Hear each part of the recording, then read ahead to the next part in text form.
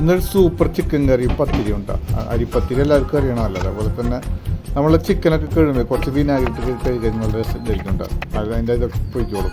അപ്പോൾ നമുക്ക് ആവശ്യത്തിനുള്ള മസാലകളൊക്കെ എടുത്തേക്കുണ്ട്. ഒരു സവാള, തക്കാളി, പച്ചമുളക്, വെളുത്തുള്ളി, ഇഞ്ചി ഇതെല്ലാം എടുത്തിട്ട് ഒന്ന് വഴറ്റിയെടുക്കുക. അതിൽ നമ്മൾ കുറച്ച് ഗരം മസാല കയറ്റി വഴറ്റിയെടുത്ത് കഴിഞ്ഞാൽ അത്യാവശ്യം മുളക് പൊടിയും മഞ്ഞൾപ്പൊടിയും ഉപ്പിട്ടിട്ട് ഒന്ന് വഴറ്റിയെടുത്തതിന് ശേഷം നമുക്ക് ചൂടാറിന് ശേഷം ഗ്രൈൻഡറിലേക്ക് അടിക്കുക. നമുക്ക് കഴുകി വെച്ച് ചിക്കൻ എടുത്ത് പിന്നെ അതിൽ കുറച്ച് വെളിച്ചെണ്ണ നന്നായിട്ട് വഴറ്റിയെടുക്കുക. അതിന് ശേഷം മസാല ഒഴിച്ചതിന് ശേഷം മൂടി പിന്നെ 2 വിസൽ വരെ വെക്കുക. കുറച്ച് നാളിരുത്ത് ഗ്രൈൻഡർ നന്നായിട്ട് അടിച്ചതിന് ശേഷം ആ പീരടക്കം അതിൽ ഒഴിച്ച് നന്നായിട്ടൊന്ന് തിളപ്പിച്ച് കഴിഞ്ഞാൽ സംഭവം സെറ്റാണ്. ശേഷം കുറച്ച് വെളിച്ചെണ്ണ വെച്ച് ചെറിയ ഉള്ളിയും വറ്റമുളകും വേപ്പിലിട്ടും കയറ്റൊന്ന് താളിച്ച് കഴിഞ്ഞാൽ സൂപ്പറായിരിക്കും.